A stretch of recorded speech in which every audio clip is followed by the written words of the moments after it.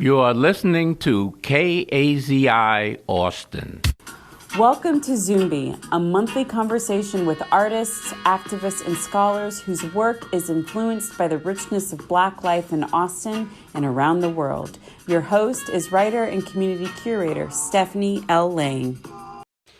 All right. Good morning, KZI listeners. Again, this is ZUMBI, named after Afro-Brazilian freedom fighter Zumbi dos Palmares. And as always, I am your host, Stephanie Lang. And as always, as well, with me in the building, on the ones and the twos, the one and only DJ Slice. How you doing this morning? I'm doing well. How are you? Tired, but I'm here. All right. It's like I work 24 hours a day. I understand that. Well, you're in good company because our guest today is always working. Hey. Always. All right. That's a fellow workaholic. How you doing? Yes. How you doing, DJ Slice? I'm good. How All are you? right. So I will properly introduce our guest in just a moment. But first, wanted to remind our listeners that this fall, we're featuring the work of the Division of Diversity and Community Engagement at the University of Texas and all of the really important and powerful work that they're doing. And our guest, Rubén Cantú, is as well doing some really, really important work. And so I will just tell a little bit of your extensive bio, and then we'll start talking. So Rubén is a first-generation college graduate, raised in East Austin, all right? O2. Yes, all right. As a son of immigrants, he holds a BS in radio, television film from the Moody College of Communications, and an MS in technology commercialization from the McCombs School of Business, both from the University of Texas at Austin. He launched Level Up Institute in 2016, a career accelerator for first-generation college students. These students are from historically low-income and marginalized backgrounds and were taught entrepreneurial startup skills through product management by industry experts. This was used as a pathway to enter the world of tech startups. This co-educational experiential all of my big SAT words today. Experiential accelerator teaches students how to create wealth and bring products into the market. He currently serves as the Director of Inclusive Innovation and Entrepreneurship at the University of Texas. Rubén graduated from the Leadership Austin's Essential Class of 2014, where he was nominated, now catch this, DJ Slice, as Entrepreneur of the Year. Oh, wow. Yes, for Austin Under 40 in 2015. He also was nominated for Changemaker of the Year in 2016 by the Austin Young Chamber. Rubén was recognized as the 2018 Glenn Baumgart Award for Visionary and Community Engagement at the UT Tower Awards. All right. Yes. Lots of accolades. Yes, Lots of accolades. yes. Thank you, sir. And so when he is not working, which I'm still trying to figure out when that is. When is it? Yeah. When is that? When he sleeps. Yes. I got a twin you don't know about. He focuses on being a bridge between the local community and international issues that break barriers and foster peace and prosperity. He is also an avid music lover, and I'm just learning this, a Jeopardy enthusiast. What is Jeopardy? All right. All right. I like that. I like that. Yes, officially, Rubén, welcome. Thank you very much. So, my first question always on the show is, there's a reason, right? There's a story. Folks have a journey that kind of has led them to the work that they're doing. And in getting into that journey, I think it would be really interesting for our listeners to learn is, first of all, your connection to KZI. You're not new here. No, I've been here since I was a teenager. Okay, talk to us about that. So since a kid, I wanted to, be in music, hip hop. From the age of 6 or 8, like I was like dubbing tapes. Like you're gonna break that radio. So I'm like, Grandpa, it's okay, Grandpa. I'm gonna make it happen. And so I was listening to KZI even back then. And I said, one day I'm gonna be on the radio. I'm gonna have my own record label. We're gonna do all this stuff. And so by the time I was 14, I started doing radio. But I was on the neighboring station, 91.7 KOP. And from there, I started working with record labels. And so Elektra was my very first account, Elektra Records, that is. And 2016, when I was 16, I started promoting them here in Central Texas. And so I started reaching out to all the other fellow DJs. So I was like, called up KZ. I'm like, y'all need music? Because I got music. And so soon enough, I was just like, come on through. And so I would just be able to come through here through these halls and knew all the DJs and just hung out all the time. Yeah, and it turns out, because hip hop is a big part of who I am as well. And I used to promote shows, and Rubén and I were talking one day, and I was like, yeah, I remember this young kid, like this teenager was like promoting this show. And he's like, yeah, that was me. Yeah. So, wow. Yes, been doing it for a minute. Hip hop is my blood. It's my soul. Today I'm at Shape and talk about it in a different form in terms of entrepreneurship, but everything goes back to hip hop and everything that it provided me. So the hustle, the grind, and the ability to think outside the box, the ability to innovate, like everything is involved in hip hop. Like hip hop is innovative, and we just don't understand that we have like the keys to the kingdom per se right in front of us, but we don't know how to sometimes take access. And so what I'm trying to do is unlock that for our students in our generation. All right. No, absolutely.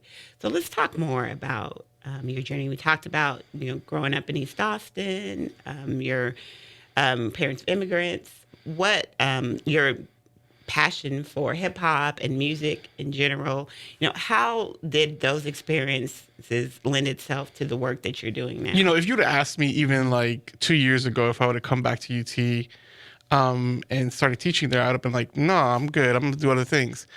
But it's funny because like God's timing is, I'm sorry, it's not a religious show here, but I'm just going to let you know, like God's timing is amazing. And, I was trying to get my program level up and engaged with one of the universities, and they were like, oh my God, this is amazing. You can do this? Like, yeah, but they would never follow through. We got no budget, we got no time. I was just crickets. And I'm like, God, like this thing works. Our kids are getting hired at nearly 6-figure salaries out of our program. Like, why are you not opening doors? Right. And like, this is amazing. And sure enough, the times and the seasons had to change. Dr. Leonard Moore saw the vision. Yes. And he said, you know what? We need something innovative in our university.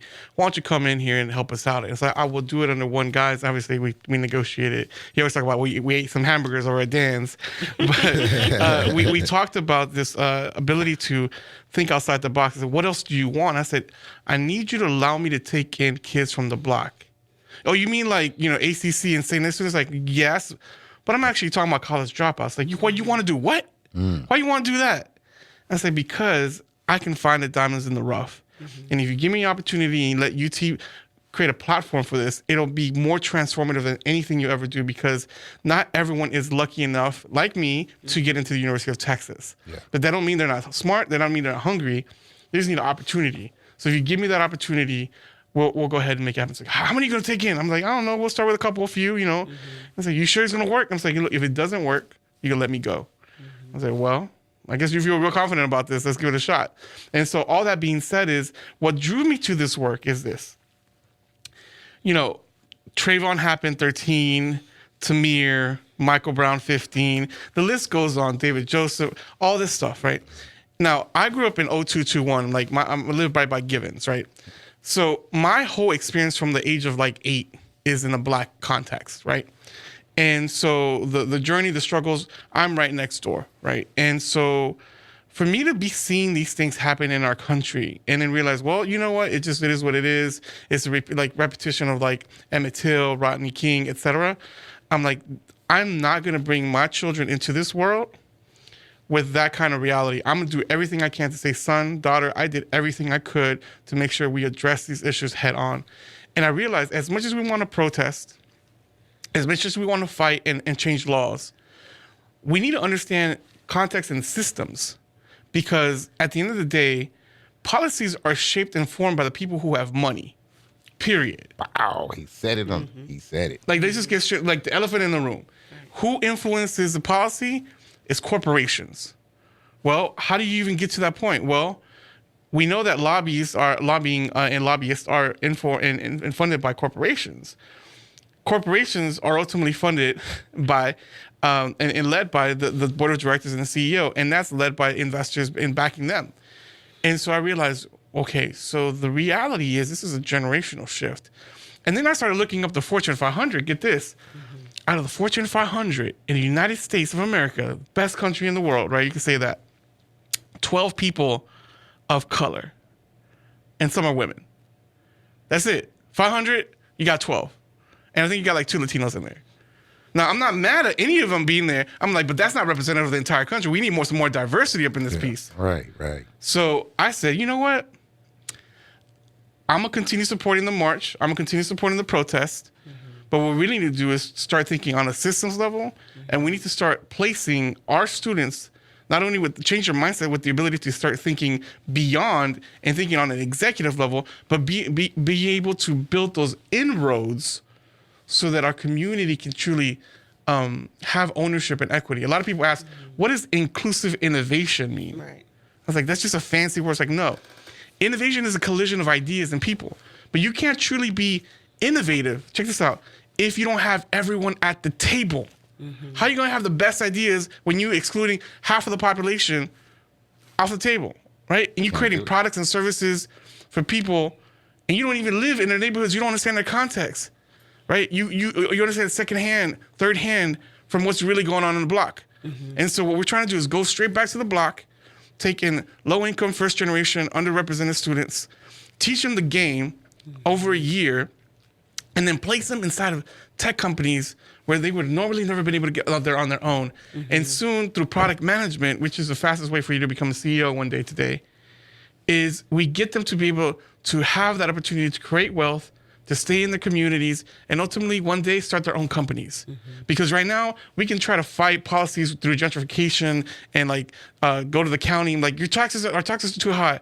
It's going to continue going up, no matter what. It's going to continue going up, and we can try to freeze things, but at the end of the day, that's not going to happen. So what we need to do is help our community be able to compete and participate in the new economy. That's what we're doing. All right, that's a good place to stop for a second, let that simmer, and we're going to take a break. Support for KZI is provided by Shepherd's Carpet Cleaning. Shepherd's Carpet Cleaning cleans residential and commercial carpets. They inspect your carpet to determine your needs and will move furniture and return it after they clean.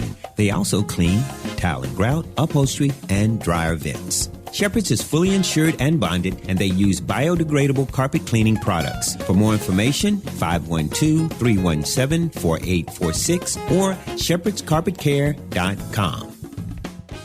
Support provided by the Millennium. Looking for a fun place to have a party and a great time? The Millennium has the ultimate birthday party packages in Austin. Sit back and relax for 1 full hour. Your special party host will run the entire show. All you bring is the cake, kids, your guests, and they will take care of the rest. Millennium packages include roller skating, bowling, arcade, birthday party supplies, choice of hot dog combo or pizza, and soft drinks and ice cream. Are you ready to party? You can contact the Millennium at 512-472-6932 or myec.net.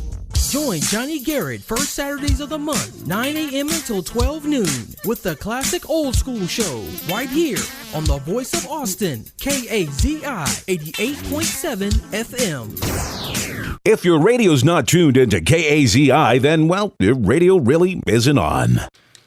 All right, we are back with our guest, Rubén Cantú, who is the director of the Office of Inclusive Innovation and Entrepreneurship at the University of Texas. And Rubén was kind of breaking down for us this kind of larger plan and passion that he has around addressing issues around the wealth gap and innovation, entrepreneurship in our communities. So let's move with that and talk about some of the specific initiatives that are coming out of your office. Well, our flagship program is called the Product Prodigy Institute. Okay. And that's the year-long program that our students can apply. You don't have to be a UT student to get into this program. So this is a unique offering for the community. If you're between the ages of 18 and 25 years old, you have at least 1 semester of college credit under your belt. You may not have finished. You can be at another college, I don't really care, another university, and you have time to dedicate for this. I want to see hunger. And actually, you know what? I don't even care about your GPA. I want to see that you're hungry. Because if you're hungry and you stick with us, we'll take you to the next phase. But a lot of people talk a lot, they don't show up. A lot of people sometimes scared. And I get it. I recognize it. I myself from the block, I get it. I sometimes got in my own way.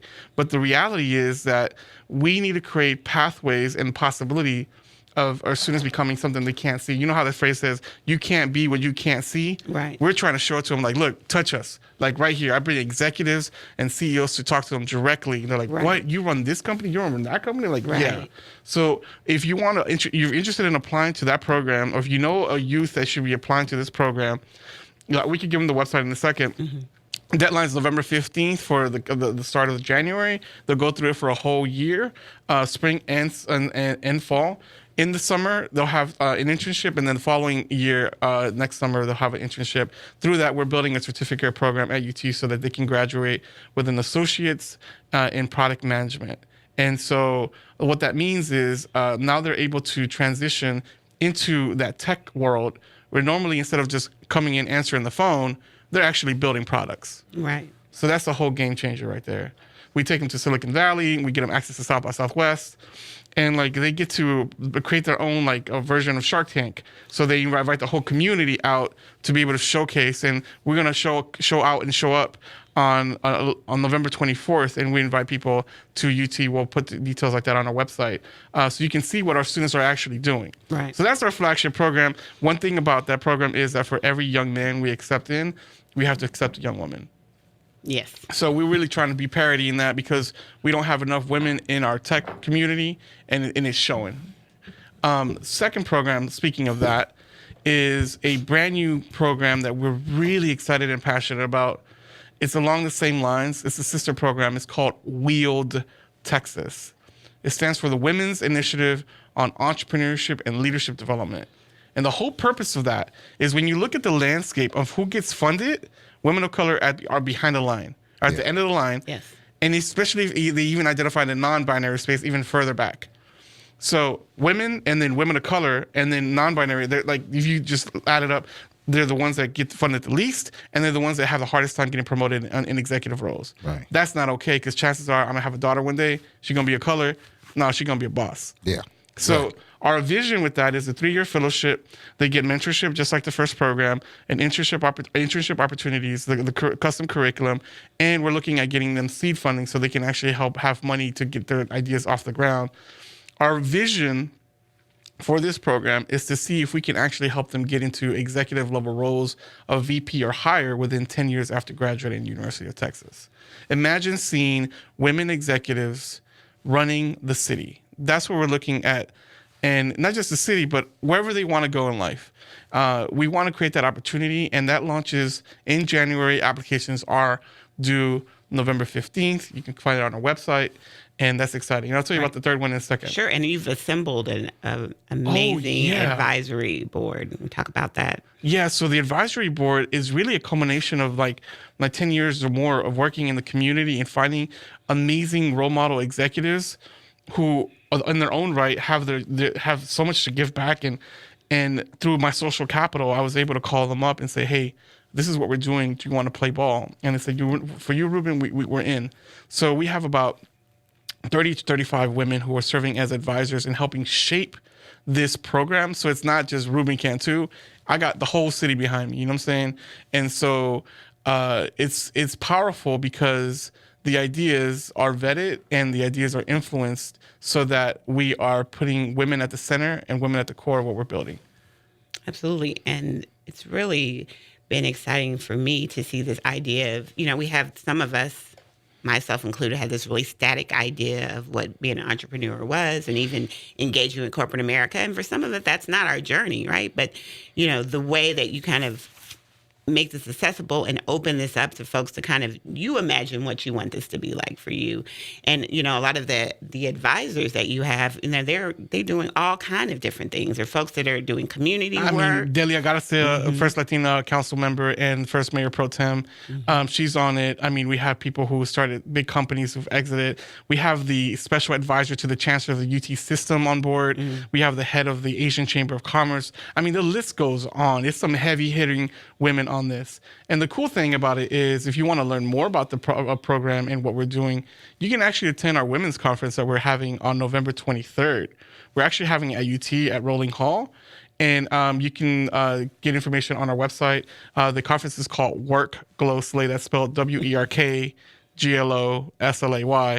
And we're really creating this space so that if you're a woman of color and you're trying to learn about entrepreneurship and get started, if you're a student or just a young professional trying to get to the next phase, we're going to create that space for you. So it'll be open. It's very affordable for the community. So I just want to let you know, guys, about that. There's a really good stuff happening in the community about that. Absolutely. And so again, WILD, it is launching in the spring. Correct. So in the process now of applications. Yeah, and we'll be letting people know who they got accepted by mid-December. And they kick off with a women's retreat. It's going to be pretty inspiring and amazing. That's how people get ready to ugly cry. And then we also have the 2030 challenge. Yeah. So, a lot of people get caught up in the weeds, right? We start thinking about really granular tactical stuff to get accomplished in the community. And that's all good and fine. But the reality is sometimes we get so caught up into it, we're not actually sharing across the board what's happening. So we don't know what's going on in Dallas. We don't know what's going on in Houston. We don't know what's going on in San Antonio. And obviously the broadest the rest of Texas. So we said, Gary Hoover was one of my teachers, and he's still living, but he's the founder of Hoover's Almanac, Hoover's Business Almanac, and also Hoovers.com and several other companies. And when he was teaching me, he said, if you want to know the future and what businesses to go to, understand the senses and where we're going as a future. And I was like, okay. And I remembered that. And so I started looking and figuring out what the future of Texas looks like. Did you know by 2023, Austin flips from majority to minority? That's crazy. When you combine all the minority groups, there'll be more than the majority. Same thing will happen in Texas by 2030. And for the country by 2044. Now, some people are like, oh, that's great. We're going to have more representation. Not so much. If we don't understand how to wield economic, political, and educational power, what are we talking about? So we need to help create a pipeline of diversity in specifically the new economy of technology to help bring that ability to have representation of voice and power so that we can bring equity to people who have not had it before. And so the Texas 2030 Inclusion Challenge, that is, the Texas 2030 Inclusion Challenge challenges the Fortune 500 companies in the state of Texas and the top tech leaders to have their workforce actually reflect their community's demographic by the year 2030. We had a great kickoff luncheon last week with companies like Dell, Verizon Wireless, TxDOT, Vista Equity Partners, several other big partners who were able to participate and see the vision of what we're trying to accomplish. We're talking to major players, and we're looking forward to getting more companies around Texas on board. We'll be touring Dallas, Houston, and San Antonio in January, February, and April, and convening in our big conference in April so that we can kind of roll up our sleeves and see how we can actually make this 10-year challenge possible. All right. All good stuff. Mm-hmm. So if folks are interested in getting involved or with Product Prodigy, interested in applying, how do we do that? So you can find us on Instagram, on Facebook, and on, what's the other one? Facebook, Instagram, and Twitter. So it's at Inclusive Innov, like INCOUSIVE, INNOV. So just Google that. You can find that. But our website, it's real easy.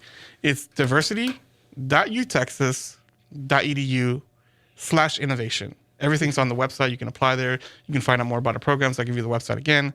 It's diversity.utexas.edu/innovation. Okay. And if there are folks out there who are wanting to, provide support in whatever way that looks like, So a couple of things we need. We need amazing mentors, not only for our women's program. Every young woman accepted into the program will be paired with an amazing mentor, a female mentor. We need mentors for our Product Prodigy program. We need more companies to sign on board to the 2030 Challenge who believe that they can help participate in this change and this shift. And, if you want to write checks, we're not gonna say no to you guys. So, let us know, because, at the end of the day, this goes back to our community.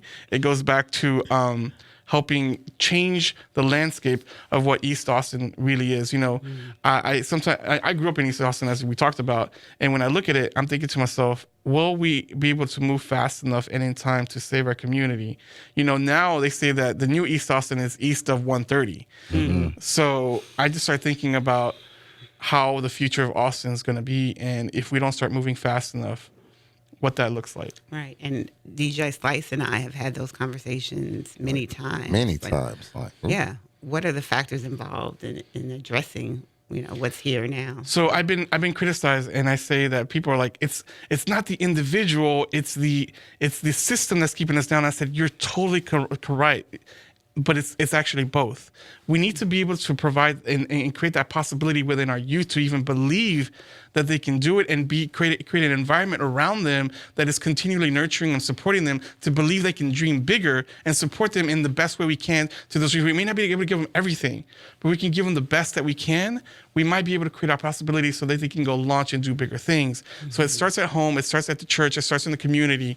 And so yes, we need to fight the system, fight the policies that are keeping us, behind. Yet at the same time, we need to work on every individual, young student, young person, and help them believe that they can do more. Right. And I think that's the key. It's not anything in this silo. We're going to need everything at our disposal, to address these issues. All right. Well, you know what? Can you give us the website one more time? And also, putting you on the spot here, he is a wealth of inspirational quotes. Can you hit us with a quote, too, to end the show? This is one of my favorite ones, but it said, the truth can't be true to you unless you're true to the truth. Deep. Mm-hmm. Very deep. And that one always sang to me. I think I was like 16 when I wrote that one. But it basically is, a lot of the times we don't carry ourselves with integrity, and then somehow we wonder why our life isn't the way it is. And it's because we haven't been honoring our truth. Right. And so if we understand what we need to do for our community to be able to move forward, we need to be able to honor and speak truth to power, so that in turn the system is able to provide for everyone. All right. And the website is diversity.utexas.edu/innovation. All right. Thank you. And thank you so much for being here, Rubén. Thank you, DJ Slice, who I always surprise. He never knows who the guests are, so I really appreciate you engaging as well. I'm here for you. All right. I'm here for you. You know how we do. Yes. This is Stephanie Lang. You were listening to ZUMBI, and until next time. You've been listening to ZUMBI with host Stephanie L. Lang on KAZI 88.7, The Voice of Austin. ZUMBI is brought to you with support from the John L. Warfield Center for African and African American Studies and the Center for Community Engagement, two vibrant cultural institutions at the University of Texas at Austin. The views and opinions expressed on ZUMBI may not reflect those of KAZI or the University of Texas at Austin.